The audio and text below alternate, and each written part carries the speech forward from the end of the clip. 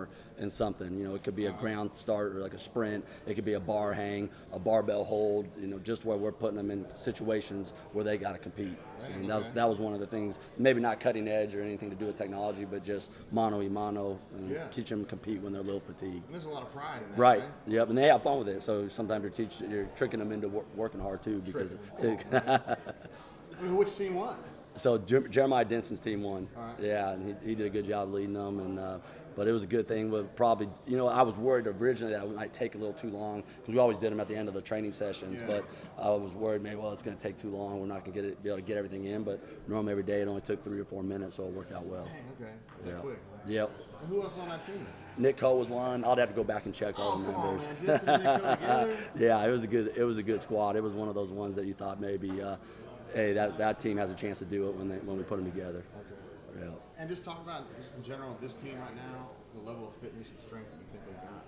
Yeah, I mean, it was a good summer, and obviously by the last 3 days it's been extremely hot and humid, and we've had very few soft tissue injuries, very few guys cramping, which is always a good sign that they're well prepared and trained. And it's been good for them to go through that the last couple of days as well.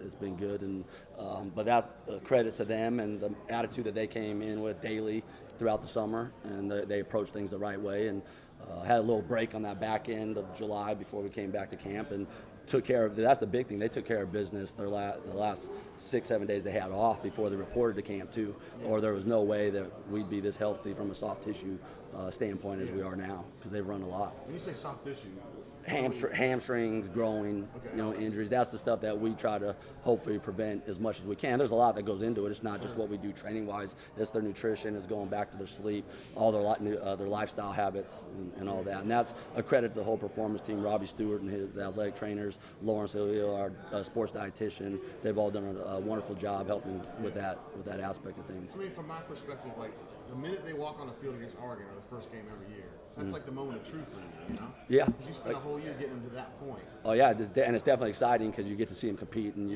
you see all that hard work that the fans and nobody else sees, the rest of the year and the winter and the summer. And those are long days. It's a long, grinding time. And then to get to see them do what they love is pretty special. Yeah. How about the get-back coach part of your job?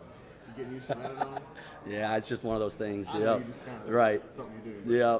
Do you know the words to say to get the guys calmed down or anything? I don't really say much to them. I'll just grab them and pull them back and talk to the refs. Hey, is he good? Is he not? And then if they give me a thumbs up or a thumbs down or come say something to me, that's when I'll get a little bit more involved. I try to give them some space. Yeah, you're a good guy to be a mediator. Yeah. You can be calm. Yeah.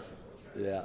All right, so I was saying, you get that Oregon game. It's the moment of truth for you. How do you feel about this team in general? I feel good. I think we got some good, high-character guys that work hard. Football is very important to them. They've been really consistent attacking the process day in and day out, which I think is a good sign. That's what I always look for, just consistency in their daily approach and how they do things and their attitude and even their attention to detail with the stuff that we have them do in the weight room and out in the field. I think has been fantastic throughout the offseason and summer. Are you allowed to tell me as a reporter some of the guys that have really shined? I'll tell you a couple. Obviously, a lot of guys did really well. Denson knows one. Jeremiah Denson, just a great dude. Comes to work every day. Love working with him. Marlon Davison did a phenomenal job this offseason, changing his body comp with nutrition and lifestyle changes. He got a lot leaner. He's about 15-16% body fat when he was 20 or 21% before. Yeah, he mentioned it. And he, with him, he's always come off the season and he's been a little bit banged up, so he had to be altered throughout his career here on certain exercises. But he had a clear slate this offseason and summer where he was able to do the program exactly as it was prescribed, and that was very beneficial for him too. And then I'd say Marquell Harrell, Mike Horton, Jack Driscoll, all those O linemen were extremely consistent. Came in and did a lot of extra work as well. He changed his body comp. He dropped body fat. So I think he's looking really good, looking lean, doing really well at practice right now, running. He's putting in more yardage than he had even last year. And so he had a good offseason as well.